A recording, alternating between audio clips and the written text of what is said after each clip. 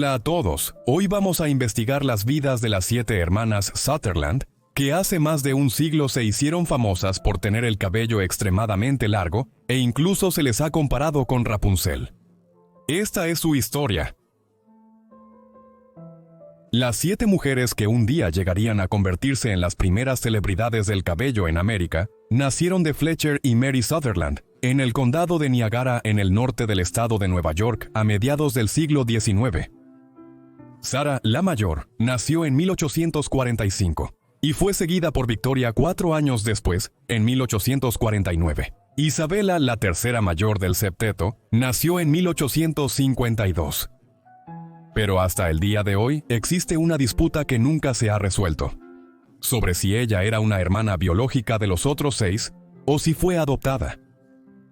Después de ella vino Grace en 1854, Naomi en 1858, y luego Dora y Mary en 1860 y 1862, respectivamente. Por lo tanto, había una significativa brecha de edad de 17 años entre Sarah, la hermana mayor, y Mary, la más joven de las 7.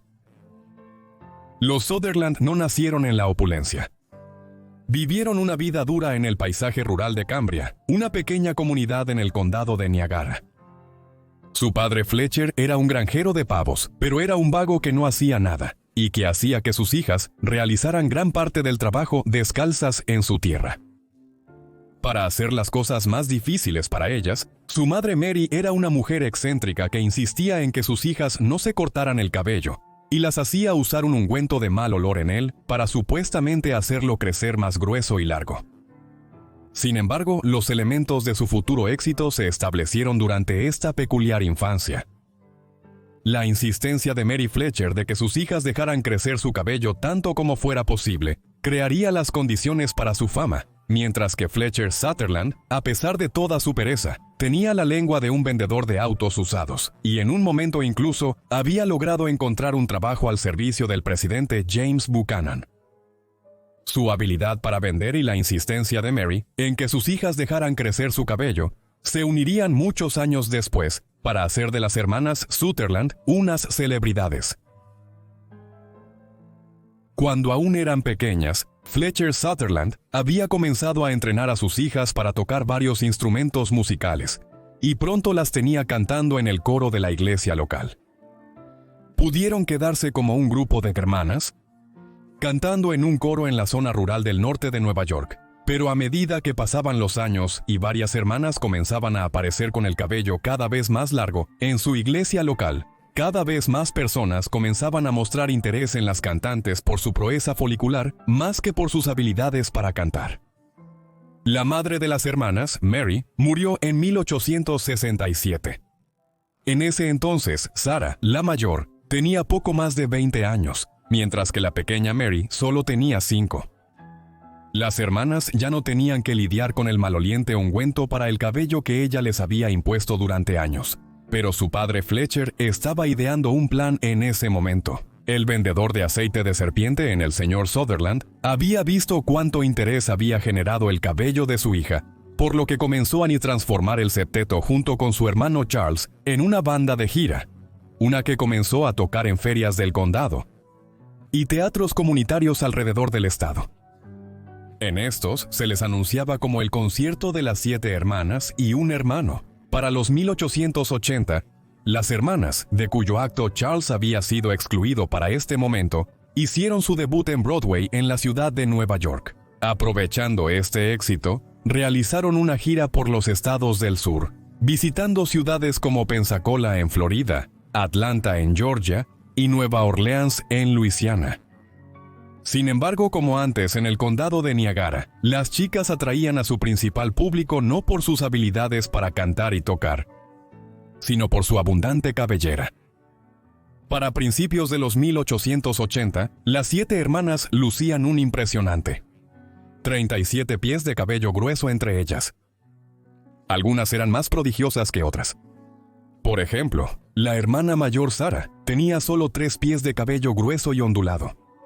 En contraste, la segunda mayor, Victoria, tenía enormes 7 pies de cabello que, cuando se soltaba, como siempre lo estaba cuando estaban actuando, arrastraba por el suelo detrás de ella. La más joven, Mary, tenía cabello de 6 pies de largo.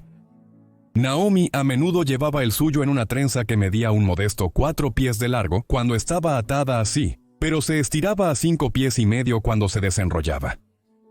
Por lo tanto, la longitud del cabello de las hermanas era prodigiosa en este momento, cuando tener el cabello largo y sin pulir era la cúspide del estilo de la era victoriana en Gran Bretaña y del estilo de la Edad Dorada en América. Escritores como Charles Dickens y William Makepeace Thackeray describen a sus heroínas en términos elogiosos por tener largos y lustrosos cabellos. Ahora Fletcher Sutherland no estaba satisfecho simplemente con que el cabello de sus hijas generara un aumento en la asistencia a sus espectáculos y una enorme ganancia en efectivo para él. También buscaba beneficiarse por otros medios. Por lo tanto, a medida que sus hijas comenzaron a tener éxito en Nueva York y a recorrer el país, él ideó un tónico para el crecimiento del cabello, que comercializó como la clave para la milagrosa longitud del cabello de sus hijas. El crecedor de cabello de las 7 hermanas Sutherland era efectivamente aceite de serpiente, hecho de una mezcla de sal, magnesio, amamelis, ron de laurel y, de manera algo preocupante, ácido clorhídrico. A pesar de que el tónico no tenía fundamentos científicos, se vendió rápidamente en grandes cantidades debido a que el cabello de las hermanas era muy popular. Así, a principios de los 1880, las 7 hermanas Sutherland no solo eran un gran éxito en el escenario, sino que su tónico para el cabello se estaba convirtiendo en un gran vendedor en todo el este de los Estados Unidos. Dado el éxito arrollador de las hermanas y su acto, pronto llegaron a tocar la puerta agentes y representantes de los principales circos, espectáculos y actos de vodevil. Esta era una época anterior a la televisión y las películas, cuando estos actos eran la principal forma de entretenimiento popular. Para los 1880, ninguno era tan estimado como el circo Barnum y Bailey, generalmente anunciado como el mayor espectáculo del mundo. Fueron Barnum y Bailey quienes ganaron la guerra de ofertas a principios de los 1880 para adquirir a las 7 hermanas Sutherland como un acto en su espectáculo. En el espectáculo de Barnum y Bailey, las hermanas pronto se establecieron como un tipo de acto diferente. Por cruel que pueda parecer hoy, a finales del siglo XIX estos espectáculos a menudo estaban compuestos por personas que se consideraban fenómenos en ese momento, a menudo por tener condiciones médicas, como gigantismo o enanismo, de las cuales las personas no tenían ningún entendimiento científico en ese momento. Aunque la gente pagaba por ver estos actos en el espectáculo, la sociedad en general los rechazaba. Pero esto fue diferente para las hermanas, ya que fueron idolatradas por la sociedad y tratadas como celebridades. Cuando actuaban en Nueva York, la gente las seguía por la calle durante el día, intentando adquirir mechones de su cabello. En paralelo a esto, Fletcher Sutherland colaboraba con Harry Bailey, un organizador del espectáculo, para aumentar la producción de tónicos capilares y venderlos masivamente. A finales de los 1880, estaban vendiendo nuevas mezclas. Una de ellas afirmaba revertir la calvicie de patrón masculino. Era claramente aceite de serpiente, ya que la calvicie sigue siendo un problema casi un siglo y medio después. Pero esto no impidió que se vendiera en grandes cantidades. Tal era la creencia en la capacidad de los tónicos para el cabello de las hermanas. Para 1883, se había fundado la Corporación de las Hermanas Sutherland para comenzar a comercializar sus productos para el cabello, mientras se obtenían opiniones de químicos calificados que afirmaban que los tónicos para el cabello eran de hecho sueros milagrosos para el crecimiento del cabello. Para finales de 1884, menos de 2 años después de su establecimiento, la Corporación de las Hermanas Sutherland había hecho $90,000 en ventas, el equivalente a millones de dólares en el dinero de hoy. Para entonces la fama de las hermanas era extensa en grandes partes de los Estados Unidos, y los ingresos generados por su participación en el circo de Barnum y Bailey, junto con sus cuotas de la compañía, les comenzaron a generar grandes ingresos. Además, con la muerte de su padre en 1888, esto aumentó sustancialmente, ya que Fletcher Sutherland había estado desviando una gran parte del dinero que ganaban sus hijas a sus propios bolsillos. Además, el dinero generado por la empresa continuó aumentando a medida que la gama de productos creció para incluir peines cosméticos y otros artículos relacionados con el cuidado del cabello y facial. Una vez que se convirtieron en propietarias directas de la empresa, también demostraron ser astutas mujeres de negocios, ideando ingeniosos lemas de marketing y apareciendo en demostraciones de belleza abarrotadas en la Quinta Avenida de Nueva York y otros concurridos distritos comerciales en ciudades estadounidenses. Para los 1890, incluso tenían oficinas de la empresa operando no solo en ciudades estadounidenses como Nueva York y Chicago, sino también en el extranjero en Cuba y Canadá. Para ese entonces, se habían vendido millones de botellas de sus tónicos para el cabello, y más de 25,000 distribuidores lo comercializaban en mecanismos de negocio que más tarde serían empleados por vendedores de cosméticos más conocidos como Elizabeth Arden en el siglo XX. Las hermanas aprovecharon al máximo su nueva riqueza, comprando lujosamente y acumulando casas de lujo. Muchas de ellas no se casaron para mantener el control de sus asuntos financieros, y en cambio prodigaron atención a sus mascotas, que eran tratadas de manera extravagante, un precursor de la obsesión de muchas celebridades modernas con sus gatos y perros. Su fama creció paralelamente. Para los 1890, las hermanas habían alcanzado una gran celebridad como celebridades del cabello de finales del siglo XIX, apareciendo a menudo en publicaciones como Harper's, The New York Times, Time y The New Yorker. Las fotos firmadas y otros recuerdos de las hermanas se vendieron a precios elevados, mientras que a las hermanas se les ofrecieron grandes sumas de dinero por mechones de su cabello. Se cree que un fanático ofreció a Victoria Sutherland miles de libras para que se cortara todo el cabello, una suma equivalente a cientos de miles de libras hoy en día. Para finales de los 1890, las presiones de la fama comenzaban a mostrarse. Varias de las hermanas se volvieron cada vez más obsesivas con su privacidad, y otras se volvieron excéntricas. A mediados de 1890, construyeron una lujosa mansión en su condado natal de Niagara. Fue una gran declaración de sus pretensiones, efectivamente construida como el castillo de una princesa, repleto de torretas y cúpulas. En el interior, candelabros de cristal y la madera más cara decoraban cada habitación. Las camas fueron importadas de Europa, e incluso los cuartos de los sirvientes fueron construidos a una escala impresionante.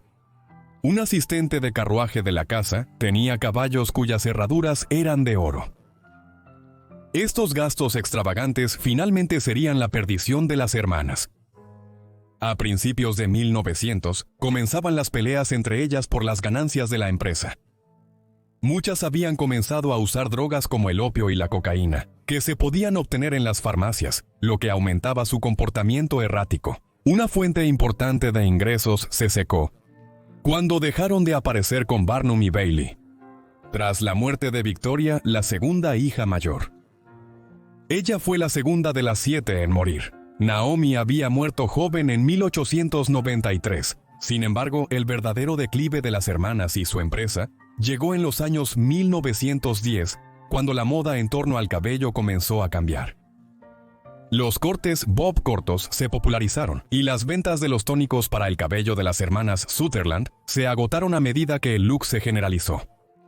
Para cuando la tercera hermana mayor, Isabella, murió en 1900, la fortuna familiar se agotaba rápidamente.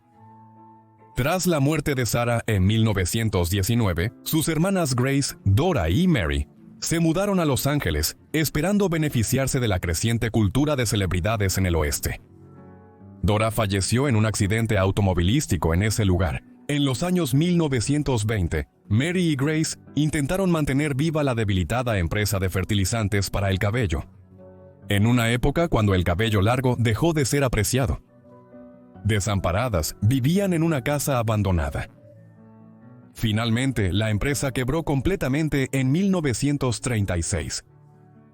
Mary terminó psicológicamente inestable y fue internada en el asilo estatal de Buffalo a mediados de los años 30, donde murió en 1939. Grace murió en la pobreza en 1946 a los 90 años, mayormente sin dinero. Así, las hermanas Sutherland no fueron solo uno de los primeros ejemplos. de la gran celebridad estadounidense, sino también de la pobreza a la riqueza y de vuelta a la pobreza nuevamente.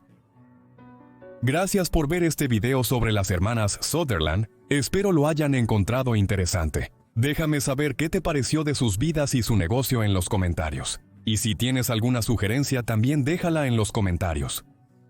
Espero que estén suscritos y tengan las notificaciones activadas para recibir mis videos tan pronto como los suba. Eso es todo de mi parte. Los veré en la próxima vida olvidada. Gracias.